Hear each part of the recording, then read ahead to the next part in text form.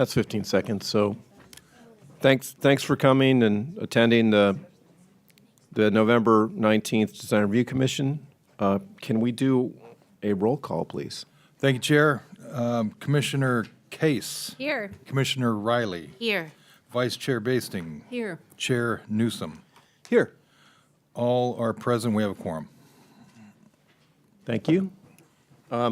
Next up is the consent calendar. Do we have anything to put on the consent calendar? Staff has no recommendations. Okay, so we move on to public communications. And this portion of the meeting is reserved for comments that are not on the agenda. Under the Brown Act, commissioners cannot act on items raised during public communications, but may respond briefly to statements made or questions posed, request clarification, refer an item to staff. Any public communications outside of this subject, which is the public hearing coming up? Okay, good. I see there's a lot of people here. Oh, something outside, sorry. If you're going to come up and speak on any subject, we're going to need a yellow comment card, and those are in the back right there, so fill them out. I see we have a few. So go ahead, if you're going to come up, fill out your card so we're ready when it's time for you to come up. You'll be called up in order. So, I mean, we're leading up to the public hearing here, so now's when I have to ask, have any of the commissioners had any ex parte communications about the projects on? No? Nope. No. No. Okay, very good. So now we're going to open up the public hearing, and looks like we have one item in the public hearing, which is the Sunnyvale development. Does staff have a presentation? Yes. Looks like you do, so why don't you go ahead, Geraldo?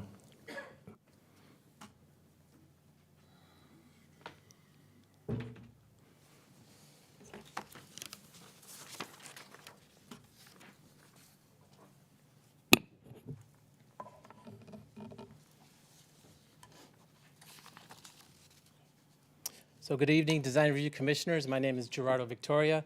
I'm an assistant planner with the Community Development Department. The project before you today is the Sunnyvale Single-Family Residential Development located at 1725 Sunnyvale Avenue.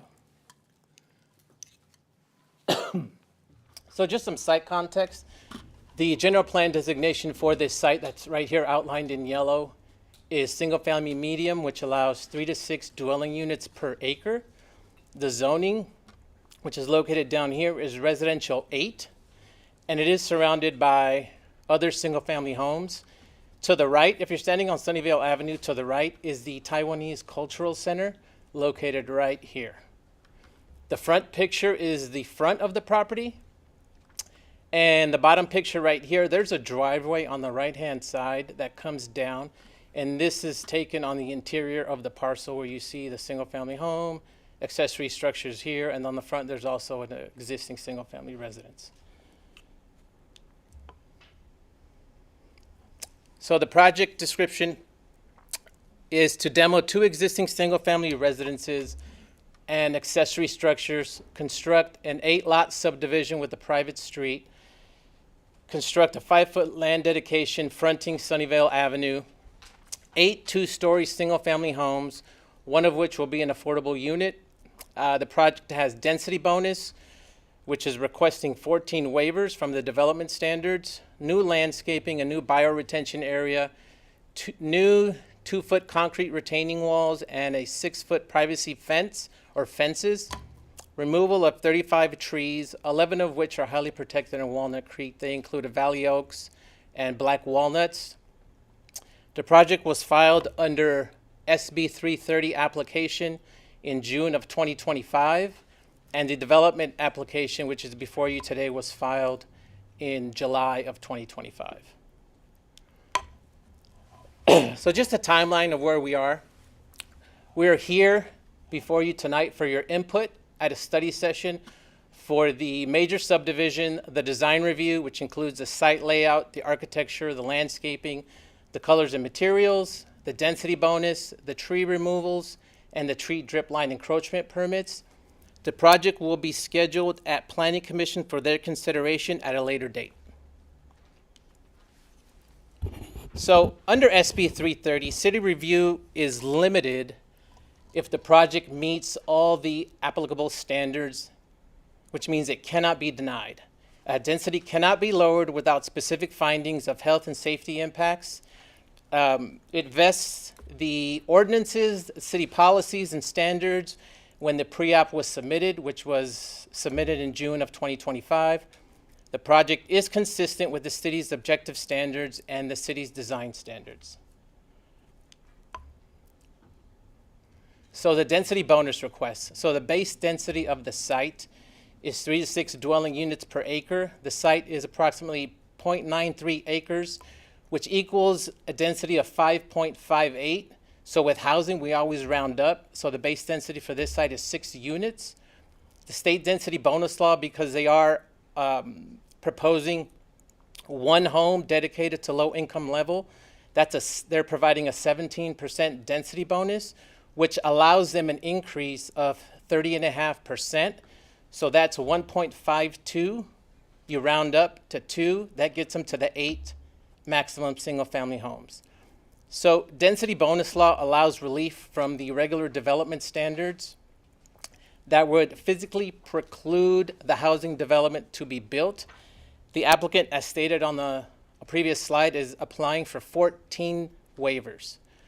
The city is required to waive such standards unless it makes a specific finding that any such proposal would have a specific adverse impact upon the health, safety, or the physical environment.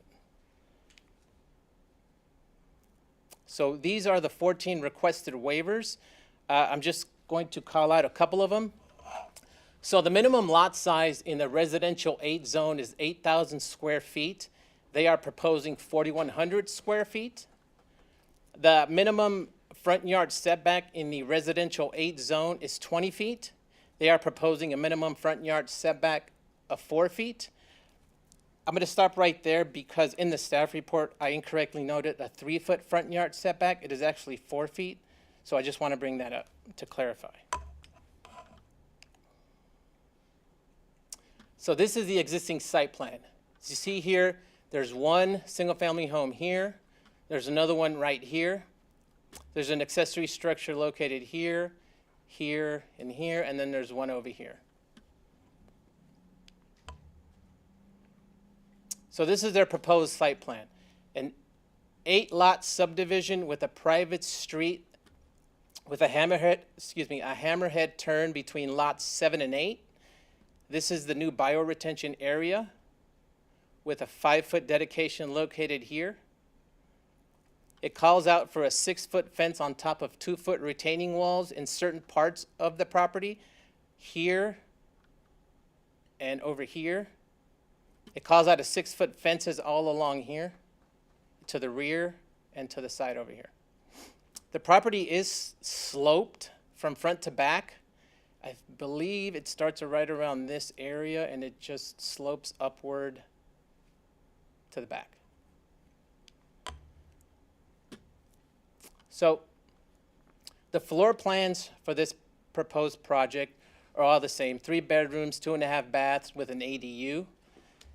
There are 2 design patterns. The first one is a transitional design. I'm just going to call out a couple of design features. So this one has a gable roof with a white snow board and batten siding right here. It also calls out for white snow smooth coat stucco. Glass sectional garage doors with a foam trim. And of course the light sconces. I always have trouble saying that, sconces.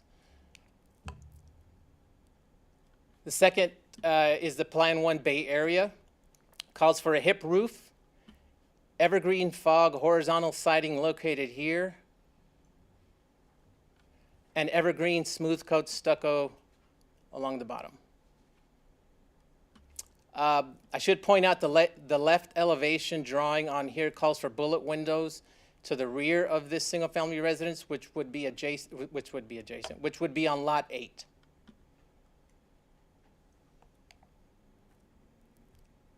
So this is the floor plan. The floor plan calls for an entries right here with a 2-car garage right here. This is where the ADU is going to be located on the first floor, and this is the kitchen. There is an option to have an additional bedroom that would take the place of the ADU in the same location if they chose. This is the second floor plan, right? The second story floor plan where the master bedroom here, and a bedroom here.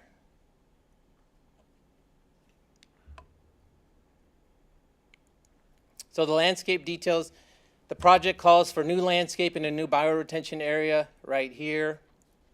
20 new trees, 24-inch box trees consisting of vine maples, western redbuds, and water gum trees. The water gum trees are outlined in the green circles. So this is the first through 4 lots, and then this is the last 4 lots back here. So the tree removal, they call out for removing of 35 trees, 8 of which have been approved for removal by the city arborist due to poor health. So all the red trees are scheduled to be removed. The circles with the yellow stars are highly protected trees in Walnut Creek. And the 6 trees that are remaining on the site are in good health and they're remaining. This one is a highly protected. I believe it's a valley oak. So staff anticipates using the infill exemption for CEQA, as the project is consistent with the general plan designation and all applicable general plan policies. The proposed development occurs within the city limits and is less than 5 acres. The project site has no value as a habitat for endangered, rare, or threatened species. Approval of the project would not result in any significant effects relating to traffic, noise, air quality, or water quality, and the site can be adequately served by all required utilities and public services. So the summary of requests, staff is asking the Design Review Commission to review and comment on the following topics for consideration of the major subdivision, the design review, the site layout, architecture, landscaping, colored materials, the density bonus, and the tree removal permit and tree drip line encroachment permit. Staff is available for any questions or comments. The applicants are also available.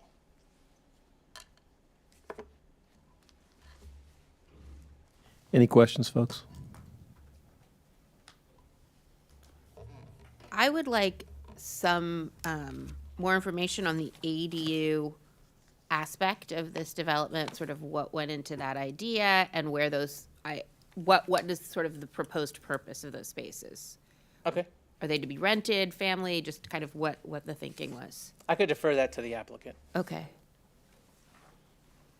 Does the applicant have a presentation, just out of curiosity? I mean, we got to go through the comments, okay. But anybody else? No question. I mean, I got one. So, about the trees. So, you're mentioning that all those protected trees are coming out. How is that allowed? Just for the edification of the audience here. I mean, why is this developer allowed to remove highly protected trees in Walnut Creek? So according to our tree ordinance, with the development, if the development is going to be physically precluded due to certain trees and they're getting density bonus, then they can be removed by this commission. I can further on that. Okay. Our preservation of trees on private property ordinance has a 2-step process. And the first step is where trees are evaluated by the city arborist with a set of criteria. And the criteria is mostly about, is all about the health of the trees and the situation that the trees are in.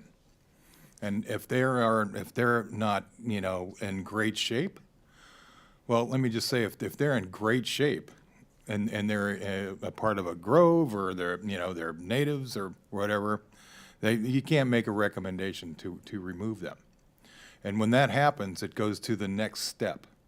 Or on the contrary, he can approve a tree removal permit if they don't pass that criteria. The next step would be to, becomes a planning issue. And that would go, if it's a tree removal on its own, it would go to the zoning administrator or the highest approving body for that project. In this case, it's going to be a planning commission. Now, the planning commission has a different set of criteria to evaluate the removal request. And it's based on the development of the land. You know, the tree health and the species and the environment that it's in as part of it, but it's mostly more about the development aspect of it. And if the development can be achieved without the removal of the trees. And that's what the decision is based on at that second level. So like for us, we're not the ultimate body that decides whether those trees stay or go. We just make a recommendation, Right. what we think, right? There's been situations where there's, say, one big giant valley oak and the tree is just way cool. It's situated on a lot where you could probably design around it. Yeah. That's when you know, you would say no. But that's just a situation. That's an example of a project that this body has had, not with these members, but what this body has had in the past. Yeah, yeah. I've been on the receiving end of that, actually. And I mean, if you look at the number of trees here, I mean, I think it'd be hard to accomplish it without it, but that's a planning commission issue. And then, you know, health, safety, and physical environment. So, I mean, we're going to get other comments, but I mean, just traffic. I mean, did they do a traffic report? Are they required to do a traffic report for the impact of this on the neighborhood?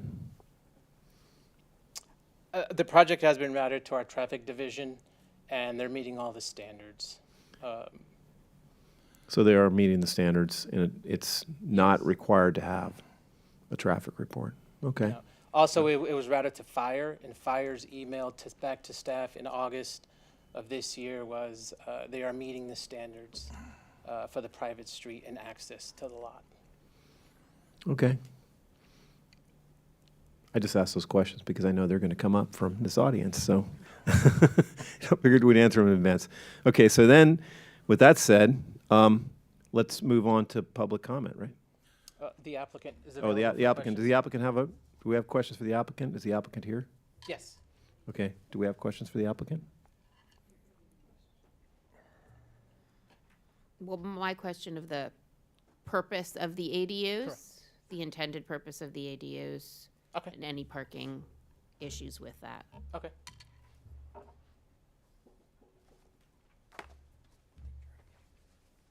Hi, my name is Doug Cummins with Dahlin Group Architecture. So the purpose for the ADUs was just to provide another level of housing type in the city for the potential home buyers to use as, you know, either rental income units or, you know, boomerang kids like myself. I'd lived with my parents after college, you know, things like that, or families coming in. To do that, it's not going to be sold as a separate unit apart from the house. So the end goal of that is really the homeowner can decide. That's why we have that optional fourth bedroom unit there also, is that they want to keep that ADU separate for any type of use that they prefer. And are there specific parking spaces? I know that there are guest parking spaces within the project, but would those ADU spaces then be using the guest parking spaces? So they could still use because they're not sold as a separate unit. If they were sold as a separate unit, then we'd have a different parking calculation that we'd have to do for those units to provide parking for those ADUs as a separate unit. Can we see the map that shows the additional parking spaces on it?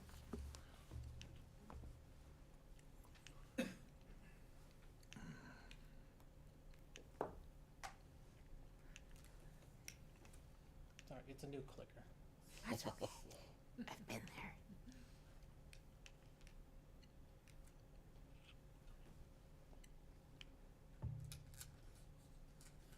So, So you see right here, these are the 9 stalls, right? oh, so they're parallel along that fence. But the city's parking requirement, you don't need to park for ADUs. You don't have to provide parking for ADUs. Correct. I just wanted to sort of have us all be on the same page with that. All right, thank you. You're welcome. Thank you.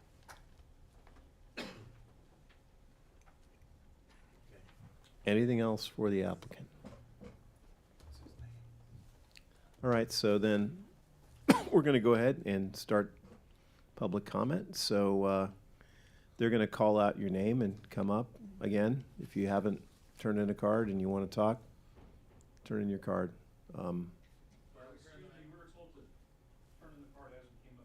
That's Yeah, do fine. that. That's That's fine. fine. That's totally fine. Yeah. So just whoever wants. You're not holding any cards there, Geraldo? No. No. Okay. So just maybe just come up. People with cards come up. And you're going to have 2 minutes to talk, right?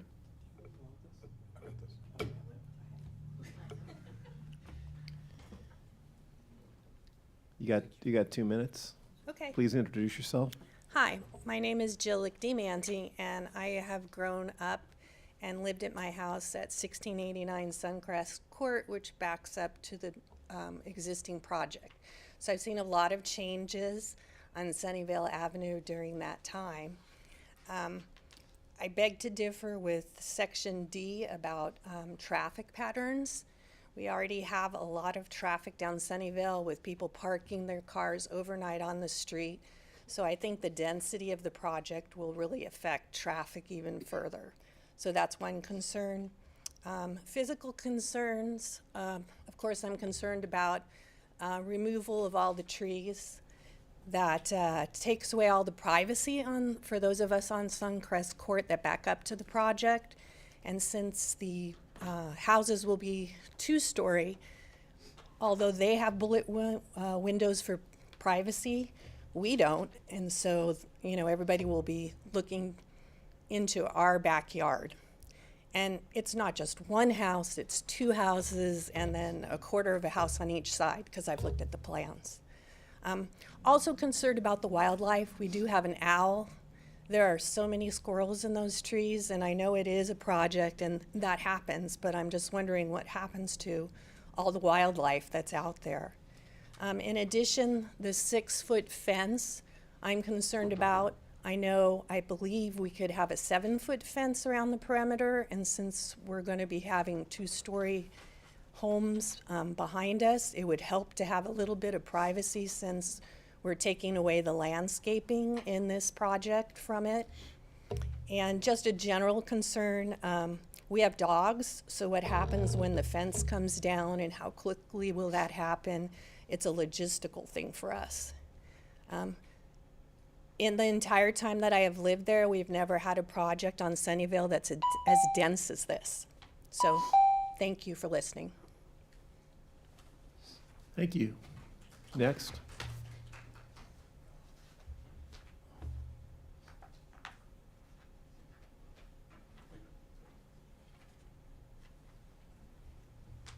Hello, folks. I am Michael Manti, Jill's husband. And again, we have lived there for quite some time. She grew up in the place. And I think I speak for all of our neighbors here that we are vehemently opposed to such density.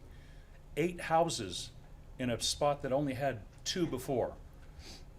Tearing down dozens of trees that provide shelter, landscaping, and a 2-story high project is completely blocking off our view of the lovely East Bay Hills. As the fog rolls in, we won't be able to see anything.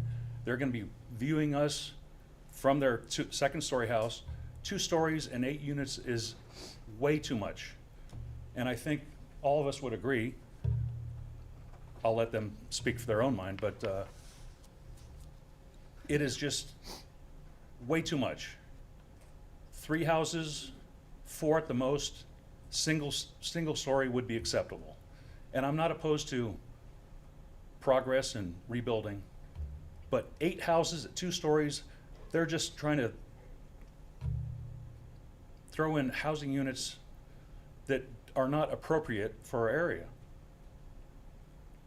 I would like the commission thank you for listening to me, and please listen to the rest of my neighbors. They have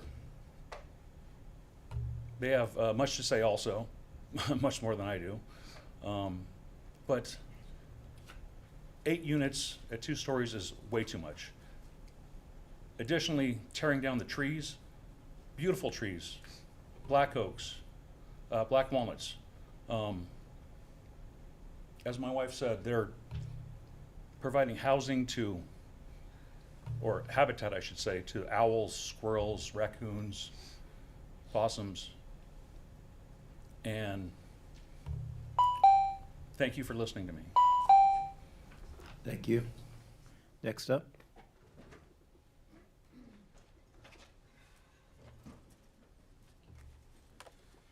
Hello, my name is Jason Bowman. I live at 1715, the property directly adjacent on Sunnyvale. So 4 of these units will be overlooking my yard. I have some concerns with the overall density of the gaps between them and the overall light from the west, given that they've also applied for a slight height exemption as well. 2 stories, only 11 feet of setback. Overlooking my pool, my house, it just feels like it's super dense, and I'm sure the back lots have similar concerns. It's significantly more dense than any of the other properties in the area. The properties across the street are also more dense than the properties we have. I don't want to be a NIMBY person. Like, we do need development, and the lot is ripe for that. But it seems like they're trying to squeeze as much as they can to get extra exemptions. 6 properties would be more reasonable. 4 properties would be even better. But I do have privacy concerns. I won't take the full 2 minutes. Thank you. Thanks for your time. Next up.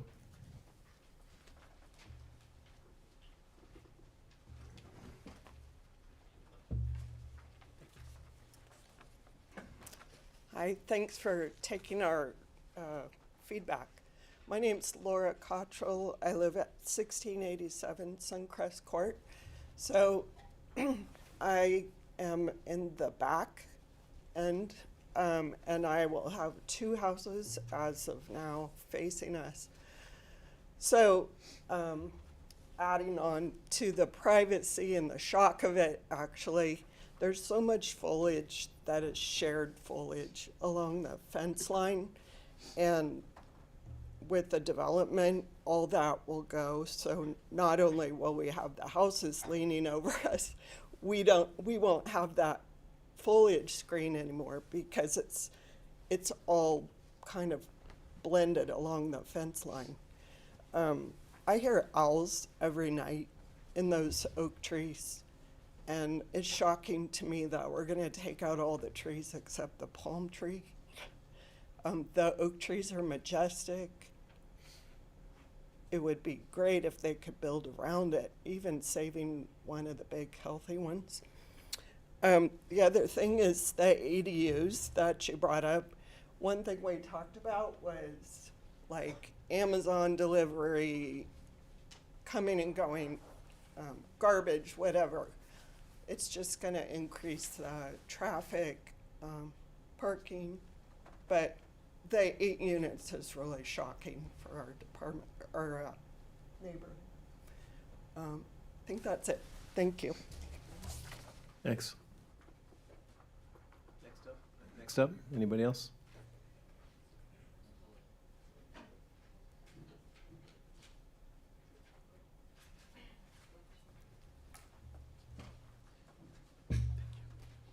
Thank you for hearing us. My name is Amanda Welch. My parents are the original owners. We live at 1691 Suncrest Court. I now own the house. I'm really appalled and so against this because of the trees. They say it's 8 units, but technically if that last house takes that ADU and makes it a rental, that makes it 9. As it is, I've watched Suncrest Court change. I've watched Sunnyvale Avenue get busier and busier. The city has not allowed people to come off the freeway onto Sunnyvale Avenue. It still happens every day. Pedestrians, they don't stop for the pedestrians. This is going to cause more traffic on Sunnyvale. And who really parks in their garage? I have 4 vehicles. I have 1 vehicle in my garage. But who really honestly parks their vehicles in a garage? Which tells me that not only is that parking going to take up, they're also going to start parking again on Sunnyvale. It's already completely busy. There's abandoned vehicles on Sunnyvale Avenue that no one seems to enforce. And it's besides the trees, that 11 trees that are majestic and highly, what do you call it? Just to remove them is just, it's very sad and sickening. And I'm very disgusted by it. And if you all allow this to happen, 8 houses on a 2-family property is just ridiculous, because that ADU will make it 9, and I'm just beside it. Because not only does my neighbor have to deal with the 4, Jason, I have to deal with 2, because my backyard backs to his house, which means they'll be looking not only in his yard, but mine. But thank you.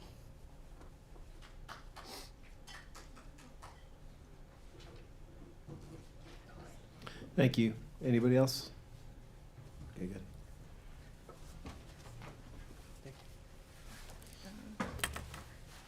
Hello, my name is Shuo Diao. I live in 1715 Sunnyvale Avenue, so direct next to the 1712 Avenue. So I was really surprised and shocked to see the development plan. 8 units just allowed. When I first moved to Walnut Creek, I really enjoyed how quiet the neighborhood is, and also the nature, the trees. When I met with the previous owner, Dennis, he welcomed me to the neighborhood, and he showed me the great trees in our neighborhood. So with this plan, I'm really concerned about privacy, given that I will have 4 houses directly next to my property. And I'm shocked about how many exceptions the developers have applied, especially the setback to the fence. So instead of 15 feet, it's like 11 feet. So I'll have those houses also close to my fence. And I'm concerned about, the fence is only 6 feet. So as you mentioned, the lot is it's gonna be higher going back. So they will have a direct view of my fence. And I'll have 4 houses looking into my pool. I don't feel comfortable and safe in my home anymore. I think that will have a very, very negative impact on my mental health. I work from home. I need a quiet environment. Besides the traffic study, I'm also curious about how much noise it's gonna be. So it's 8 houses, but with the ADU, it could be 16 houses. Each house have 2 or 4 people. So you'll have 16 times 4, that's 64 people. So instead of having only 2 people living next to me, now I have 64. So I'm just so shocked. Thank you. Thank you. Do we have anybody else who wants to talk?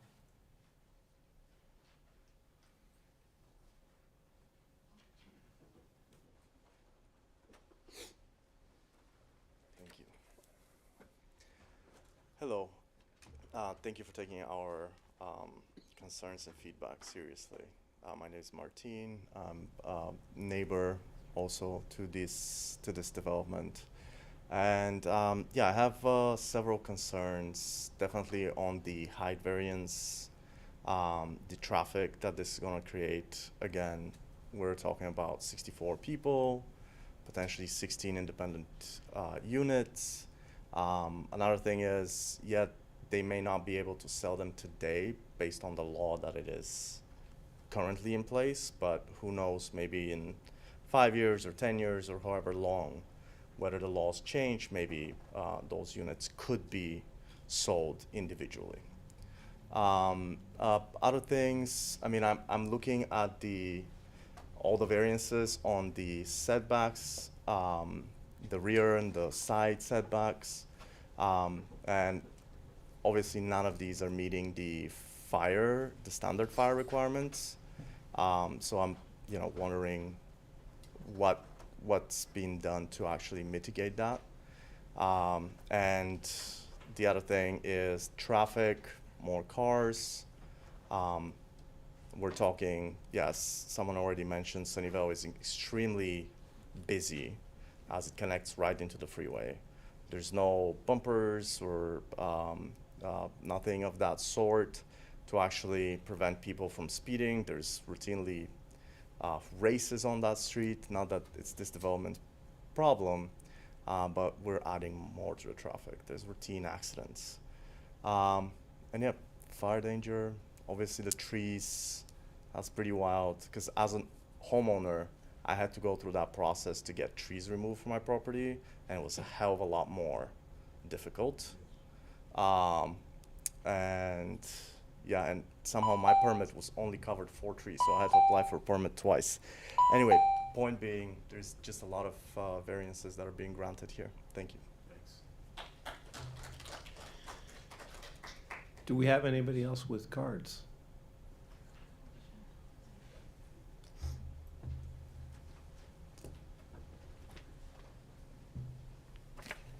Hi, my name's Hillary Heibel, and I live on Maggie Lane, which is directly behind this development. We're an infill development, so can't say a lot against it, except for there's some things with regards to design. I'm here to lobby for tree number 14. It's the highest tree. It was called out in the report. It's creating a very nice canopy. Why do all the sides of the houses have windows? If you look at our street, one side of our house does not have windows. It makes it very private, even though we're right next to each other, but we're not as close as these guys are. Why aren't they townhomes or condos? Why do they have to be single-family homes? And the other thing is the fences. 6 feet, that's me. I mean, can we go 8?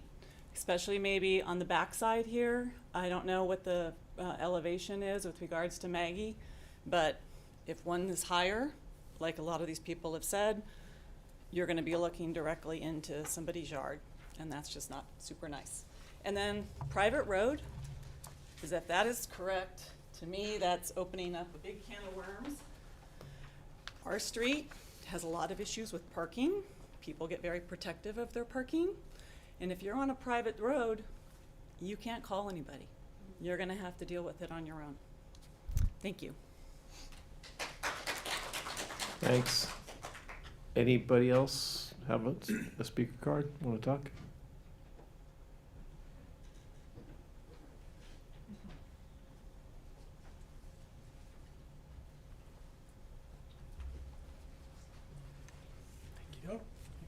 Good evening, everybody. My name is Dave Dunning, and I live on Maggie Lane. My property is on the right-hand corner here. And what nobody has mentioned tonight either as far as privacy is that we're pulling out a lot of trees, okay, but also along my property line and all the way down the east property line, we have 15-foot, 20-foot, 25-foot bushes that give complete privacy to all these neighbors here. Nobody's talked about those coming out, and they are being taken out. So where I am at the highest elevation, everything's going to be taken away from my privacy will be gone completely. I'd also like to mention that our homes on Maggie Lane, we're on a raised foundation, which means we're 2 feet off the ground to begin with for crawl space. 2 feet off the ground looking over a 6-foot fence, we just see everything. It's pointless. We definitely need a much higher fence because we're just going to be looking straight into the windows of the people who are now going to be 14 feet, 11 feet from our homes. I think it's a little bit ridiculous. So I don't want to reiterate on what everybody has spoken about tonight, but I do want to say that I am totally in agreement with what they have said. Thank you. And I appreciate if you could put it in writing that we will get higher fences. I did meet with the developer, and I thought we'd already agreed that we'll be higher fences. So I'm really a little shocked to see that we're still showing 6 foot up there. Thank you. Thanks for your time. Anybody else? last call. Okay, so we have 10 minutes possibly for a rebuttal. Does the applicant want to make a rebuttal? Does the applicant want to make a rebuttal to any of these comments? I have a couple things I would love a little more information on, so if that could be considered in the rebuttal, that'd be great. A little clarity on the fence height would be good, because when I look at the details, it looks like it's a 6-foot fence on top of a 2-foot retaining wall, so maybe understanding that height and its relationship to the neighbors would be helpful. Maybe a little discussion about the window design at the rear of the plan, so we can understand the visibility would be helpful. It's hard for me on my arborist report to see which one is tree 14, so maybe a little conversation about that. I think it's in the road, so that would be tricky, but wouldn't mind hearing about it. And is there any plan for parking regulation? Those are I'd like a little more info if it's possible. Yeah. Come on up. Thanks for those.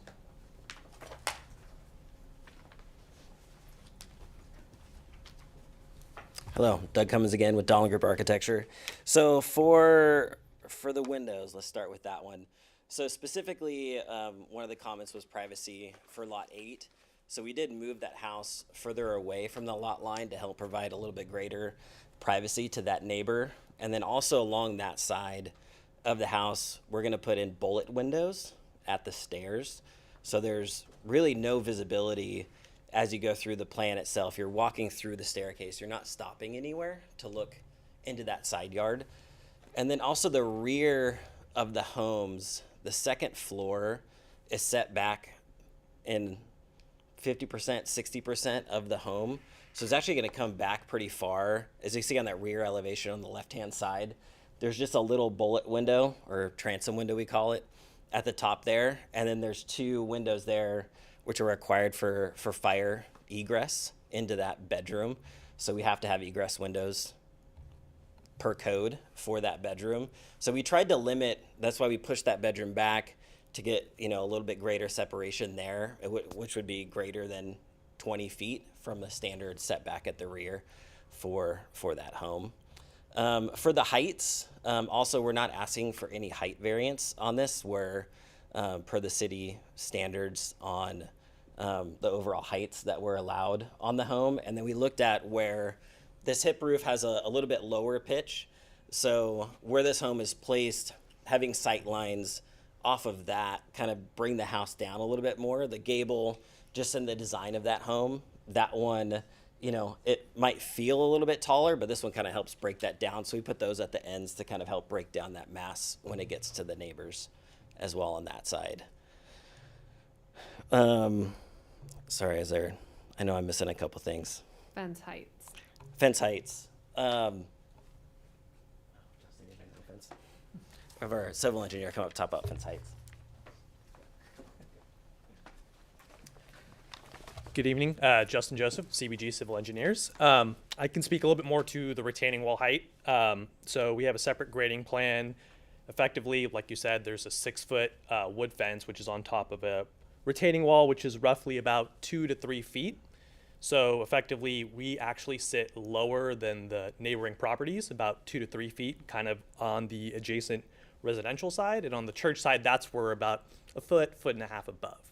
So generally speaking, it'll be the 2 to 3 feet of the retaining wall and the 6-foot wood fence on top of that for most of the residential areas. Great.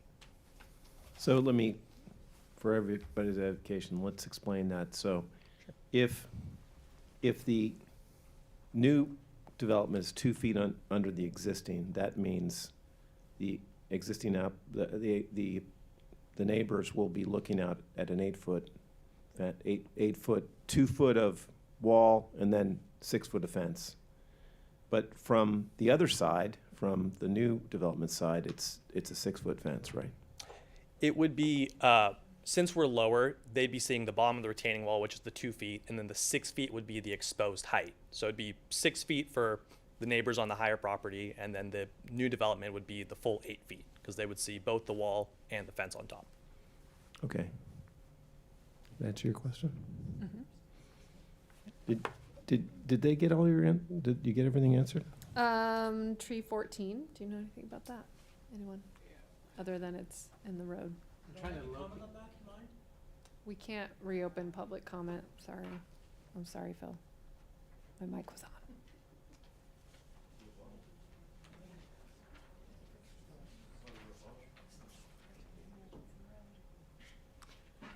Has the public comments been closed? Yes, public comments are closed. Yet we can't rebut what was just said. Hi. It's a bit ridiculous because it's not true what they just said. Thank you. Annika Carpenter with Ripley Design Group, the landscape architect. And tree 14 is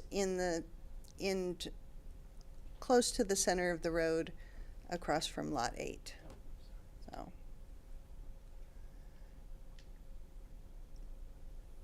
So lot 8. Yeah, So lot 8 is gonna be over here.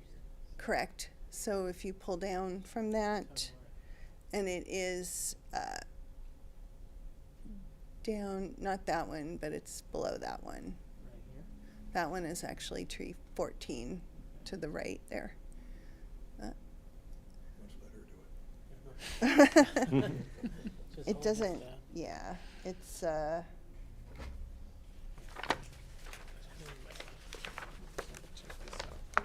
one is tree 14? I think tree 14 is this one, yeah. Hold on, point at it again. It's that one right there, where the pointer is, Yeah. that one.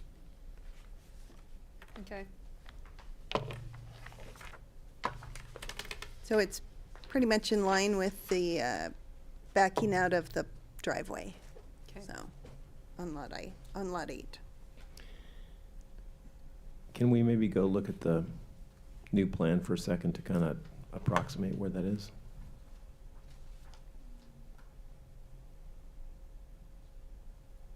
So it's basically around there by the turnaround? Yeah. Yeah. Somewhere right there. To the front of the property. And the trunk is under the asphalt, yeah. Thanks.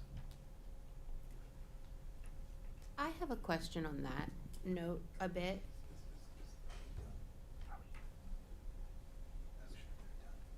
Are you guys done with your rebuttal? Yeah? We're closing the public hearing then. We have no more words we can't say? Object to what was just said? I think it was mentioned that there's no variances for the roof height, and I'm reading the documentation with literally a variance. The public hearing is closed. You're just gonna shut it down.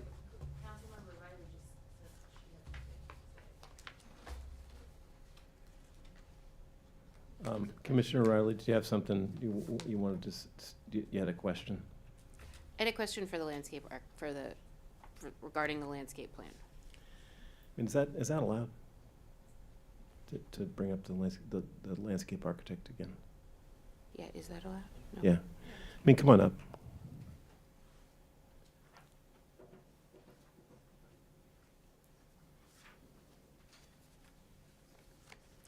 Hi. So, and this could be a very rudimentary question, so forgive me for that. My question is the layout of the development on the site with the driveway being along the cultural center. Does that have to do with grading, why the project was laid out in that manner as opposed to, let's say, flipped? Yeah, I would have to defer to the civil engineer. Okay. Yeah. I'm just curious, oftentimes it has to do with grading or something like that. But I Yeah. thought that in light of this tree discussion, it might be something to discuss. Sure. Thank you. So to answer the question on the driveway location, I think you just hit it on the head. It's due to grading, kind of like Gerardo mentioned. There's actually fall across the site. It's higher at the back of the site, drains towards Sunnyvale, but in terms of left to right, on the existing residential, it drains across to the church side. So in doing so, we need to keep the pads higher to drain to the street, and that matches the historic drainage path. If we were to flip it, that would cause all the flow to funnel, which would not be following the historic drainage path, which is part of our requirements. Thank you. That's what I assumed, but I thought it would be good Yep, to bring it. spot on. Thank you. Okay, do you see, so some of the list of the waivers, number 15 is for the maximum height of a two-story home to be 25 feet, and it looks like on the plan it's 27-ish. So is that correct? So, Okay. I can answer that. Thank So the height requirement in the residential 8 zone is 25 feet. You can go an additional 4 feet if you provide a roof pitch of 312 or greater. They are providing a roof pitch of 412, which then gives them the additional, 2 or 3 feet. So they're meeting the height requirement. Okay, thank you for clarifying that.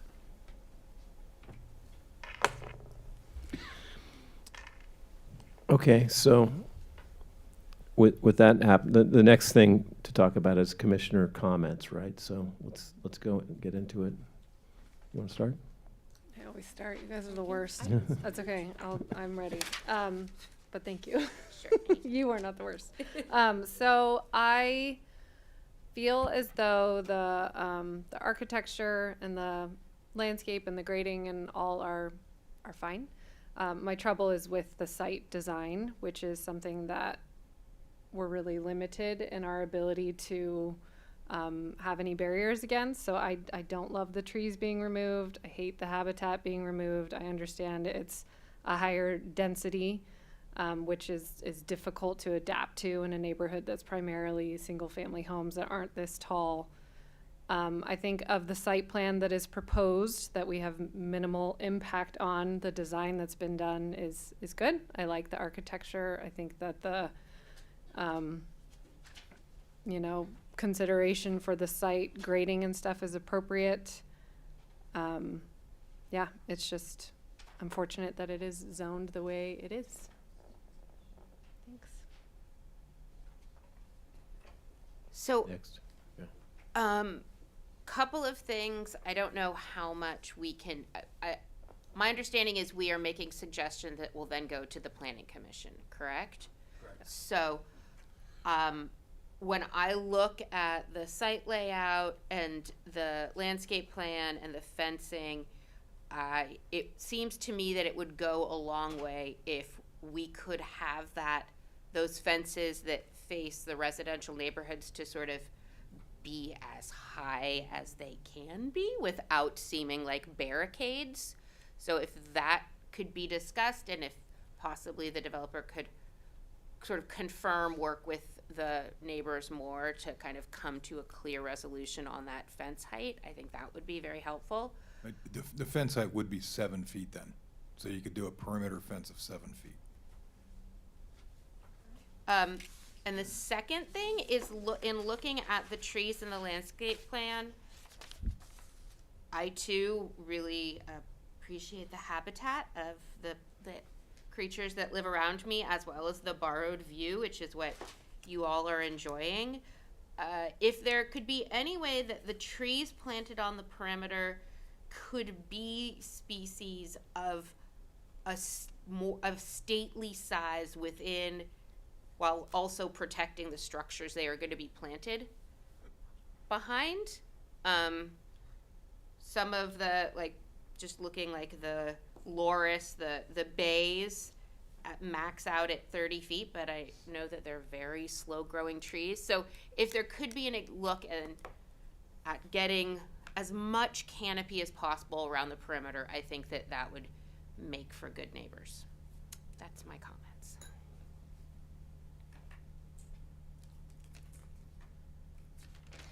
I had a comment which was brought up by one of the neighbors, which is most probably that it's zoned single-family residential. Most of us would prefer that these were either duets or townhouses, so that we didn't have to take out all of the trees and remove all that habitat. But and I also want to echo what Commissioner Case said, which is that we have very limited ability to do things based on the current state laws that require some of these things like this density bonus. So we appreciate very much all of your input and your thought and your thoughtfulness about your comments about this. We echo them as you hear, and we are all concerned about the same things. I would recommend that the applicant indicate that this fence is 7 feet, which is the maximum allowable, on their plans in the future, so that there isn't confusion about that. And I think you guys covered the other stuff, and Phil's questions covered a lot of it. I try, so, I mean, first, to echo what others have said, I mean, our hands are tied here. So, on these types of projects, the density bonus projects, we have no say over things that this commission has had it.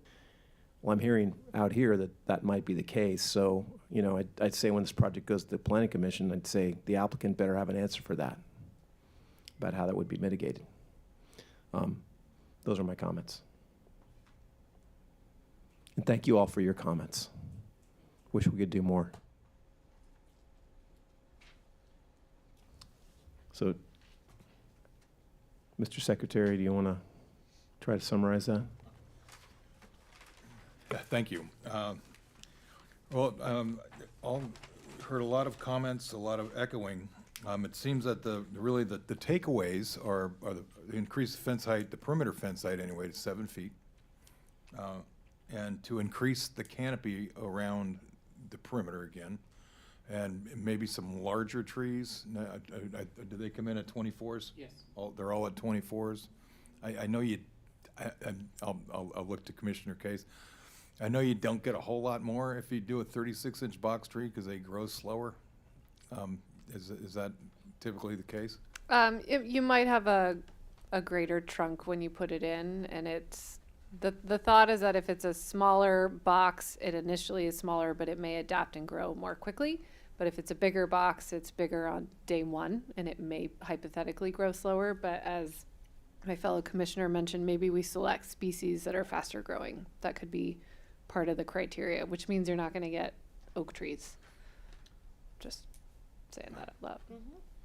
So there was a lot of concern about the trees, existing trees. So can replacement trees then take a look at the mix, possibly some 36-inch trees for the appropriate species